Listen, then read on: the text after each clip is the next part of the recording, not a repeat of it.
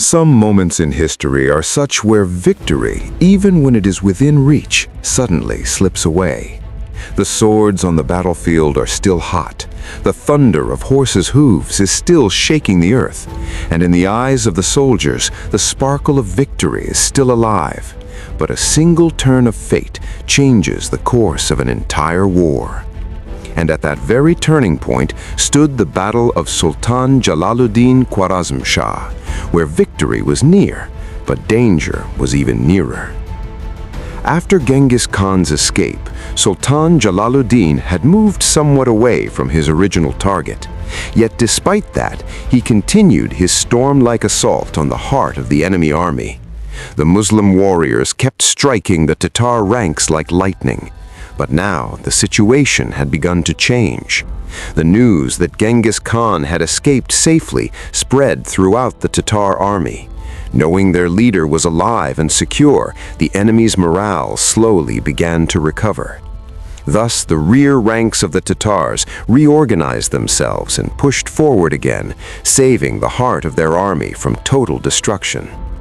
Even so, up to that moment, the balance of the battlefield was clearly tilted in favor of the Muslims.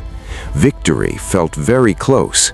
The heart of the Tatar army had already begun to tremble with fear. Their right wing was steadily retreating, and the left wing had lost the courage to advance at all. But then, in the final hours of the day, the atmosphere of the battlefield slowly began to change. A cunning strategy of Genghis Khan was about to overturn a battle that seemed already won. After Sultan Jalaluddin's devastating charge, Genghis Khan had withdrawn from the battlefield. He still had not decided what strategy could counter such a fearless assault. But in the meantime, he received a strange and dangerous piece of information. The report said that most of the soldiers of the left wing of the Muslim army, due to the intensity of the fighting, had moved forward to assist the right wing and the center. And now, very few soldiers remained in the ranks of the left wing. How did this information reach Genghis Khan? Was it delivered by Tatar spies, or had someone among the Muslims betrayed this secret? History remains silent on this question, but it is not impossible that someone within the Sultan's army lost hope of victory and chose this path to save his own life. Perhaps he thought that if he revealed this secret to Genghis Khan, he might escape this storm of destruction and earn a place among the Tatars as a loyal servant. Whatever the truth may be, the moment Genghis Khan heard this news, a dangerous gleam appeared in his eyes. He immediately dispatched 10,000 fresh elite warriors under the command of his trusted general, Bala Nuyan. The order was clear. They were to take a long detour, reach behind the Rocky Mountain, and then, at any cost, cross that mountain and launch a surprise attack from the rear of Sultan Jalaluddin's left wing. This was the move that would soon change the fate of the battlefield. Bala Nuyan, with his 10,000 chosen warriors, moved toward the mountain that was considered nearly impossible to cross. Jagged rocks, steep slopes, and deadly cracks. The Tatar soldiers crawled and slid across the rocks, slowly climbing upward. At many places, soldiers slipped and fell. Some were wounded, some fell silent forever. But Bala Nuyan did not stop. He continued pushing his army upward. Finally, in the late afternoon, while on the battlefield, the warriors of Sultan Jalaluddin were still crushing the heart of the Tatar army, and somewhere in the distance, Genghis Khan's anxious eyes kept turning again and again toward that mountain pass. Bala Nuyan, with most of his soldiers, managed to reach the summit of the mountain. There, only a handful of Sultan Jalaluddin's soldiers were guarding the pass. They resisted until their last breath, but the enemy's numbers were far greater. After a few moments of intense fighting, they were all martyred. And then, under Bala Nuyan's command, thousands of Tatar soldiers trampled over the bodies of those martyrs and began descending the slopes. Their target was clear, the left wing of the Muslim army. Within moments, they fell upon the Muslims from behind, and this sudden attack threw the small force of the left wing into a terrible chaos. The lines broke, and a horrifying disruption spread across the battlefield. Meanwhile, Sultan Jalaluddin Khwarazm Shah was still locked in fierce combat with the heart of the enemy army. There, the battle was continuing with full intensity. But Genghis Khan showed great caution at this moment. He himself avoided facing Sultan Jalaluddin directly. He knew very well that if he came face to face with the Sultan again, this fearless commander might once more show him the shadow of death. Therefore, instead of clashing directly with the center of the army, he devised another strategy. With 10,000 heavily armored cavalry, he moved toward the part of the battlefield where Amin al-Mulk was still fighting against the left wing of the Tartars. Genghis Khan's attack was extremely sudden. The forces of Amin al-Mulk fought with great bravery, but at the same time, the Tartar army facing them had reorganized itself once again and launched fresh aggressive assaults. This two-sided pressure shook Amin al-Mulk's forces. Their footing slowly began to collapse. During the retreat, most of his soldiers were martyred on the battlefield. While falling back, Amin al-Mulk realized that a wide distance had now formed between him and the central army of Sultan Jalaluddin. Tartar units had already filled this gap. Now cutting through them and rejoining the central forces had become almost impossible. The battle was slipping out of his hands. In desperation, Amin al-Mulk attempted to save what remained of his men. With the surviving soldiers, he moved northward along the banks of the river. His intention was to somehow reach Peshawar. But Genghis Khan had already planned far ahead. He had stationed his troops at various points along the routes to block the escape of fleeing soldiers.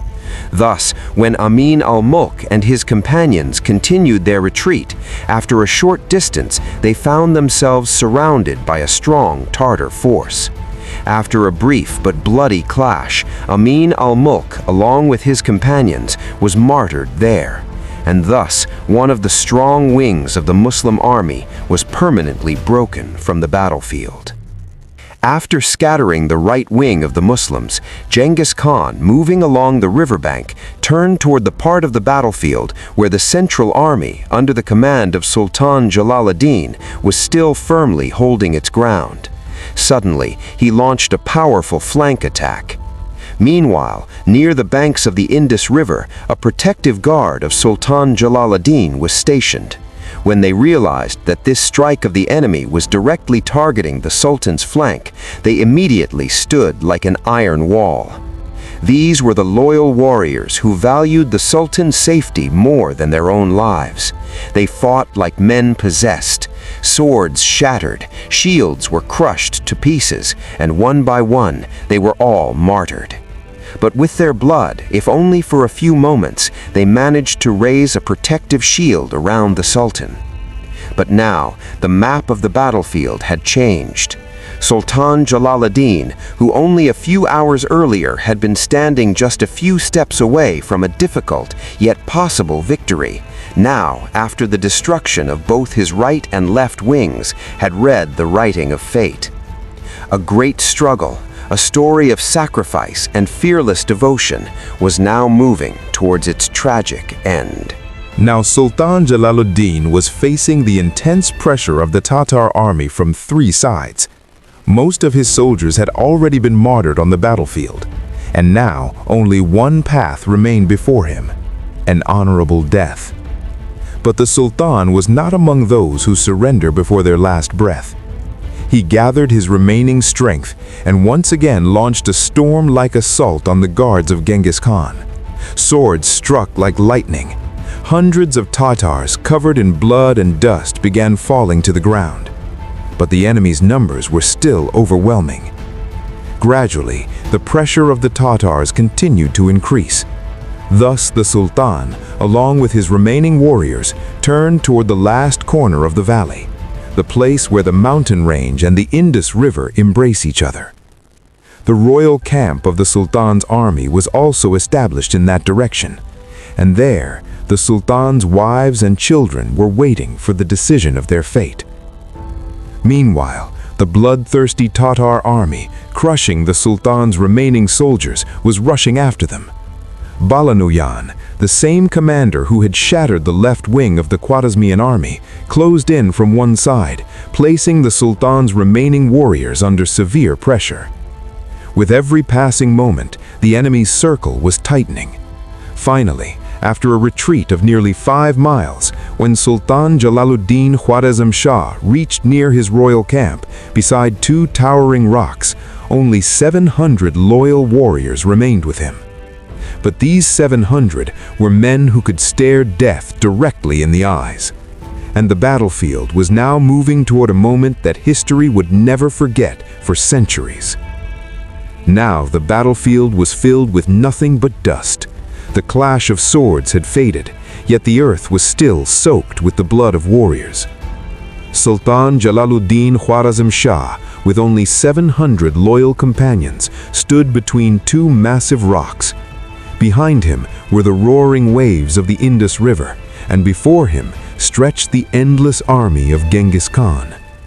This was the moment when history itself seemed to hold its breath. Could a sultan with his family and a few loyal warriors escape this storm? Or would this very battlefield become the final resting place of this great warrior? On the other side, Genghis Khan's eyes were fixed on that very spot. He knew that if Jalaluddin escaped today, this fire might rise again one day. And now, before the roaring waves of the Indus River, a decision was about to be made that would be engraved forever upon the pages of history.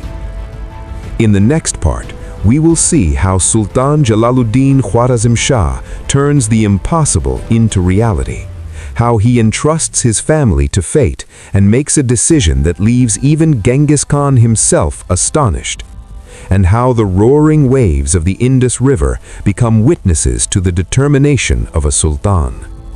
This is a scene that history has remembered for centuries with awe and respect.